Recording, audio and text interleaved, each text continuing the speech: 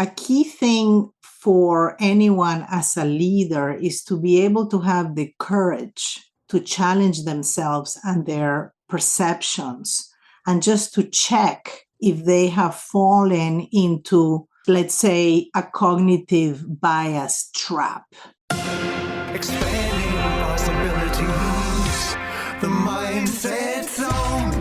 I'm your host, Anna Melikian, and before we start with today's show, please remember to visit mindset.zone. Yes, instead of .com, it's .zone. There you can find all the episodes and other amazing resources, all at mindset.zone. Today, our special guest is Pati Froyo. She is a speaker, executive coach, and intercultural leadership consultant. Pati has over 30 plus years of corporate experience, including global executive positions at ExxonMobil, and her mission now is to help leaders create strategic breakthroughs in their careers and businesses. Welcome to the Mindset Zone, Pati. Hi, Anna. Thank you so much. I am so very pleased to be here with you. I really admire your work, and I love the topics and the guests you bring to the podcast. And now we have the privilege to have you here with your experience. And I want to start a little bit personal, if you allow me, because I think your passion now to help leaders create these strategic breakthroughs in their careers and businesses come from your own experience. So can you give us an example in your own career? How do you have a meaningful breakthrough? Oh, I love that question. And I think it's a great way for us to start our conversation because, it first brings to mind that the obstacles we face sometimes are the ones, or many times are the ones that give us the greatest opportunity for growth. And the second thing, and this really ties with the question you're asking me and the experience I will share with you, is that because this experience really crystallized that we have more agency than we give ourselves permission to, right? So I am going to take us back about 20 years ago. And this was, when I discovered the importance of leaning into curiosity and asking the right questions, because this is what really gave me the courage to really step forward into that space of growth. So this is right after a job transfer into a new role that I thought was very advantageous, that had the right visibility for a potential future step to be a director level. And I very quickly find out that my transition into the new role is not going well at all. My view, my feeling of my boss is that he had a very difficult personality and that he was very volatile. And for the first time in my life, I felt so disempowered, so anxious, so questioned. It was really something that I had not experienced before. So a couple of months into this new role, I just about had it. And after another yet very contentious discussion with my boss, I'm walking back to my office, and it's, a fairly long walk. And suddenly this question pops in my head. And the question was, what if you do not have to feel vulnerable in this situation? And I'll tell you, the question just stopped me in my tracks. It just surprised me. It was like literally an emotional jolt. And right there, I realized that I actually had more agency. And that's when I actually took my power back and I completely changed my mindset. I really empowered myself from that point forward. And I'll tell you the thing that and this is why I really think this experience changed my life, because it's amazing how quickly the whole world changed for me.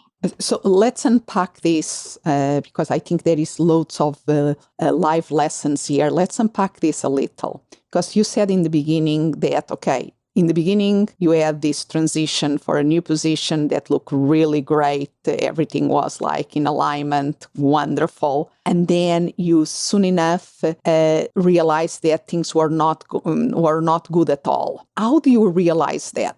What was like the red flags that were, or the warning signs that were happening at the time?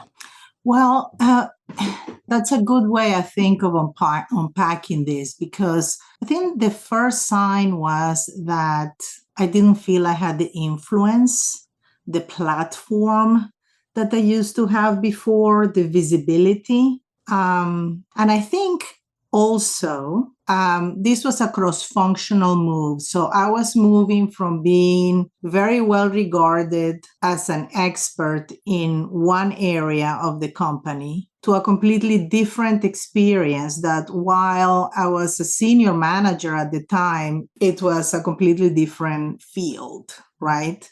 So when you look at it objectively, my boss actually did have valid reasons to question things. Maybe even because he just wanted me to defend my position, you see? Mm-hmm. But one of the things I did not share, and I think it's relevant to this discussion, is that before going into the role, a few people had told me that he was very difficult. So I went into the role already tainted, right? Already having this preconceived notion that I think when I started finding difficulties, I just started to reinforce this narrative, right? Yeah. So maybe he was not the more warm person. He had the reputation of being difficult, and you were with some challenging in adapting to the new role that you had to grow to it, and was Correct. easy just to find the external excuse. Oh, he's not making my life easy, and this is not for me, or whatever were the excuses that are external. Was easier until that moment that you were describing, that you, maybe there is another way, maybe I have more agency that I think, when you took your power back. Yes, because I think that when we find ourselves in these challenges, our mind works in a way in which we A, look to blame others, B, we look at others to quote unquote help us, right? So we go into kind of this either victim mode, or we are looking for somebody else to rescue us. Yeah. When the only one that can resolve the issue is us. And I think it's a natural thing. Yes, by nature and nurture, maybe we can quickly pivot to the taking the power or empower the situation and decide what we can do. But I think it's important to recognize what you are referring here, that it's quite normal to try to put the blame, so to speak, in the external circumstances. Yeah. And sometimes we can put some people will have the tendency to put the blame in themselves in a way that is not empowering, that makes them feel even worse and take more of their power. So, and knowing that this is a defense mechanism that is happen often, I presume that now when you are working with these leaders, that many of them also are in transition, you have to help them with these too, taking their power back, correct? Correct. Because, and I think that the big lesson for me from this experience was that our mindset can be an enabler or can be a derailer in our career and in our life. And the other lesson learned for me that I share very often with my clients is our perception really paints our world. And it influences our internal dialogue, our behaviors, and the actions we take. So a key thing for anyone as a leader is to be able to have the courage to challenge themselves and their perceptions, and just to check if they have fallen into, let's say, a cognitive bias trap. Let's go to the cognitive bias trap, because I think it's really can happen a lot, and usually in the beginning we are not aware of it. So tell us an example. Can you illustrate that with an example? Absolutely. And you're very right. We are not aware of cognitive biases because it's a natural part of the human brain, right? So one example of a cognitive bias is one that I think people will be very familiar with, which is confirmation bias. Yeah. And that's essentially, we as human beings approach the world with a point of view. And we really pay more attention to the stuff that supports our point of view, while we discount or even do not even notice the stuff that contradicts our point of view. So one example of confirmation bias is stereotyping. And, in fact, neuroscience studies have proven that the human brain is wired for confirmation bias, as well as, many other biases, right? Because it's easier for our brain, and in the learning process is easier. It's just like a shortcut that we have. Exactly. But that can create a lot of problems if we don't question it sometimes. But and I see that this cognitive bias and the confirmation bias in this case can even explain a lot of the systemic problems that we can have in companies and in society in general about inclusion and diversity. Yes, absolutely. And let me just touch one point that I see very often with a lot of the leaders I work with.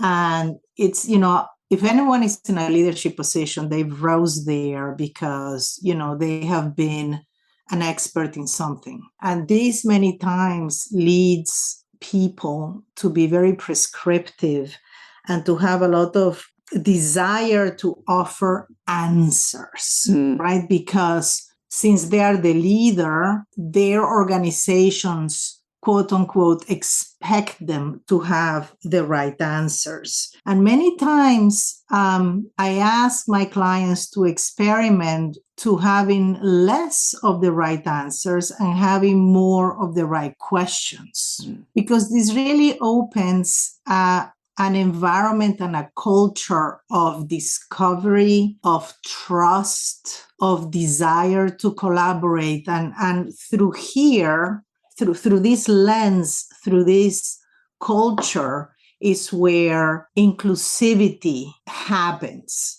And I'll tell you something, there are many, many studies that show that the most successful organizations have leaders that are discovery driven and that really, really nurture and foster curiosity in their teams. So let's go a little bit slower, because again, lots of wonderful things here to unpack. Because I think it's important, like you said, we said in the beginning, that there is a tendency for us to sometimes blame the outside, and there is also, like you were describing, there is this narrow wiring that for the confirmation bias. And that is something, so I think we have to recognize that all of us have some kind of confirmation bias and other types of cognitive bias.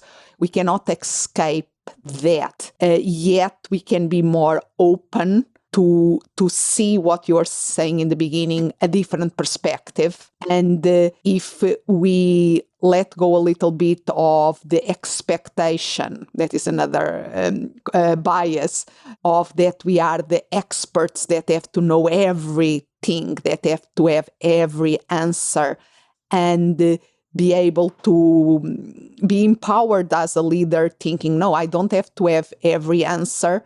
I can have sometimes having the right powerful questions can make a bigger difference in the leadership and in the company, then is when we open ourselves to that curiosity. Yes. Yes, and I want to make one clarification. This is not what I call pretend curiosity. This is honest, genuine, intentional curiosity. And let me clarify this a little bit. Because some people may use leading questions, and they have the tendency to use leading questions because in this way, they either reinforce their point of view or they influence the conversation so that they can convince others that what they are saying is the right way, right? So confirming their own bias. Yes. And, we are very smart as human beings, right? And people see through that, and that breaks trust in the conversation. And it really puts people at the edge of their seats, right? Because they know that they're being manipulated. And that's not what I'm talking about. I'm talking about real, intentional curiosity, the one that is the complete opposite of being judgmental. It's almost, I cannot stop myself of thinking about the work of Carol Dweck here. It's like if we come to the table with a fixed mindset that we are determined to keep and to preserve and to justify, and we have to get into what you are calling this real curiosity. We have to step into the growth mindset. First, recognize that we have a fixed mindset in certain areas and step into, I can learn something here. Right. And in her experiments, the experiments that Carol Dweck did in Stanford University, that's exactly what she showed, that our mindset can do two things. It can show us the opportunities, right? Through this beginner's mindset, the exploration, the fun of, I'm going to resolve this challenge, versus the self-defeating trap of, I cannot do it.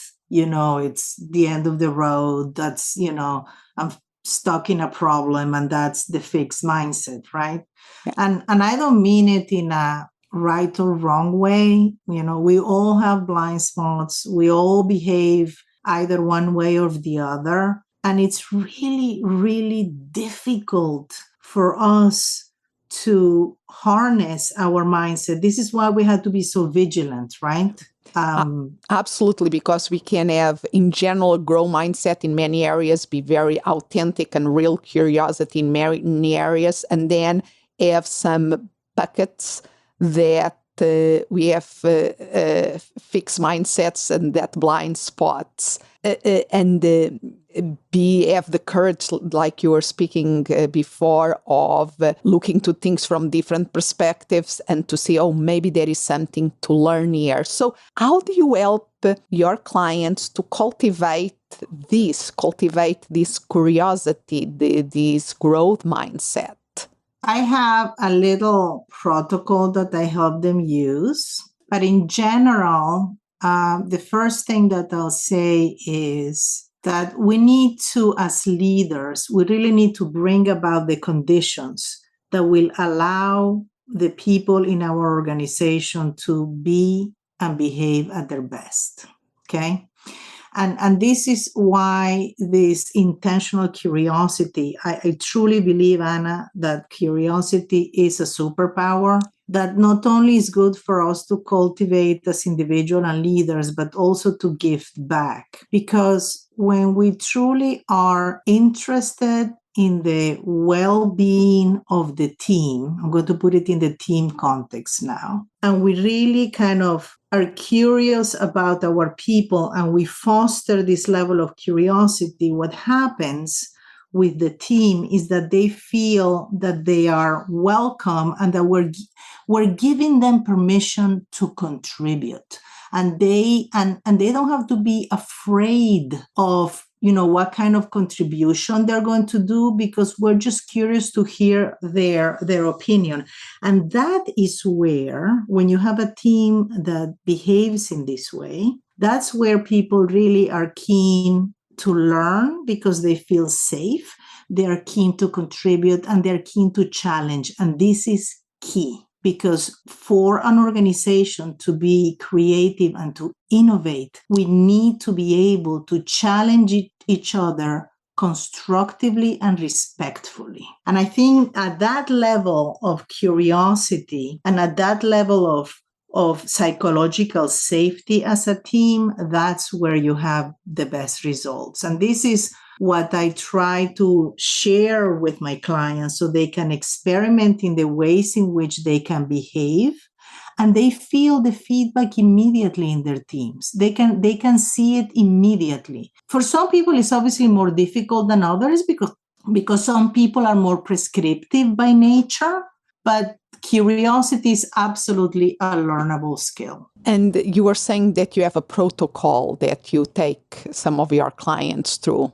Yes, and this I normally is more used on an individual basis.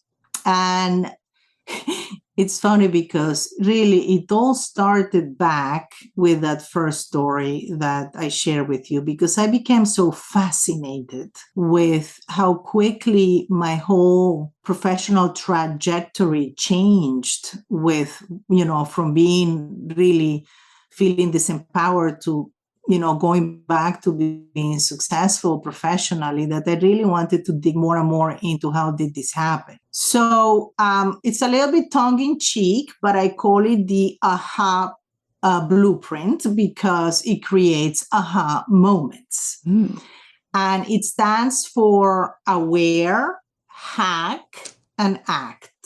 So one of the things that I noticed in myself and also in my clients as I have been working as an executive coach is that really the first step for us is to simply become aware that we are trapped, we're stuck in a mindset trap.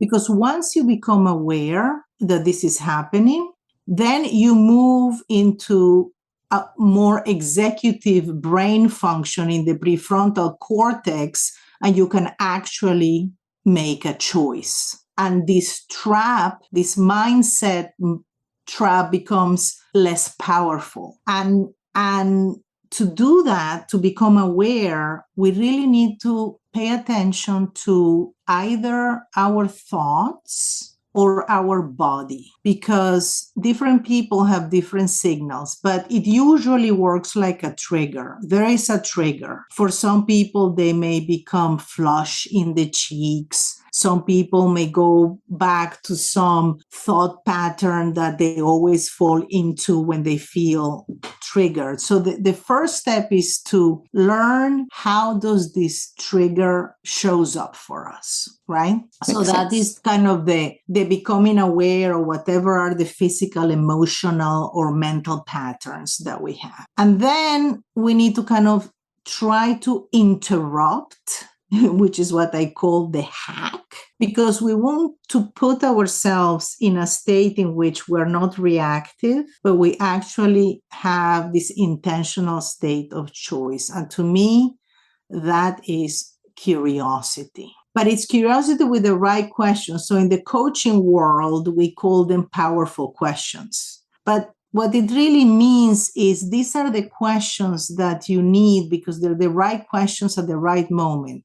It's almost like the question that you don't want to get asked. And it normally is the question that you cannot answer immediately. It's those questions that you go, that's a good question. Because it makes you think, it makes you learn new things about your situation. I think that one of the things that immediately puts me and others when I coach them is, what are you overlooking? What assumptions do you have about this? What are you afraid might happen? I mean, these are the kinds of questions that really put us in a reflective mode where we can really ponder about what are these obstacles that we're facing, either that we're making through our perception or they're real. And what I love what you are saying is that, yeah, we have these habits, we have these tendencies, we have this bias. Yes, it's essential that we become aware of something is going there of the triggers, being physical, being cognitive, being the thoughts. We become aware of the triggers. Then is pressing that pause button that allows us to stop the reaction of the trigger and choose our response to that situation. And you are speaking about cultivating curiosity, allows ourselves to be vulnerable, allow the time to answer these powerful questions. And that I really see the role of coaching there, of the coach there, really can make a huge difference, because it's creating a place that people can press that pause button and reflect on those questions and play with their curiosity and develop that curiosity. You're right, particularly when you have a skilled coach that you feel safe with, which is, basically the definition of what you really want a coach to be, right? Yeah. So it's good to have a coach ask questions, because we can become so skillful, as we touched on before, to really not want to dig into what's the real issue. And a good coach will not let you go. Yeah. A good coach is observing, is noticing, is witnessing, is playing back to you and saying, I'm noticing this. And then, comes the question, how about, have you considered? And then that brings the insight to the client. Peeling right? the onion. And is that like a dance between becoming even more aware and be able to press the pause button to choose the response, and then take us to the action mode, the act, the letter, the second A of your blueprint. And that is this third step, the act, is essential, because some people stay in the insight. But if you really want to transform yourself, your organization, your business, you really need to act. And what I try to encourage everyone is choose to act in a way that is positive. Choose to act in a way in which you're bringing value to everything you do and everyone you interact with. And the question that I pose to myself and to my clients is, where can you be the solution? Where can you be the solution? And here is where I think we kind of start letting go all of the negativity, and we really start looking at what's the opportunity out there, right? Love it. So, I do think that skillful coaches are very important to help in transformation, but I also think that we can, with the right practice and intention, we can short circuit these mindset traps as well. Yeah. Because it's a choice. Shifting our mindset is a choice. And I think it's one of the most powerful choices we can make to have positive outcomes in our career and in our life. I love it. I love it. That is music to my ears here in the mindset zone. So, how can people keep learning more about you and about the work you do? I think that LinkedIn has my profile has all of my contact information. So I think that that's the best way for people to get in contact with me and to learn a little bit more about me. And do you have any quick tip on how people can cultivate the curiosity, or what will be a practice or anything that in general helps people with the curiosity development? You're going to probably laugh at this, but I'll tell you that taking care of ourselves, sleeping, exercising, and eating well, because when our body and our mind are prime, then we can really allow the curiosity to shine through and overcome stresses. So I really believe that taking care of ourselves, being mindful, meditating is really important to let the curiosity come through. I absolutely agree. I have one of the episodes that I can put a link here in the show notes later is about self-care. And I use the image of the Maslow pyramid of needs. And we have to start with the basic needs first to taking care of ourselves in order to afterwards be in a position to actualize and to grow.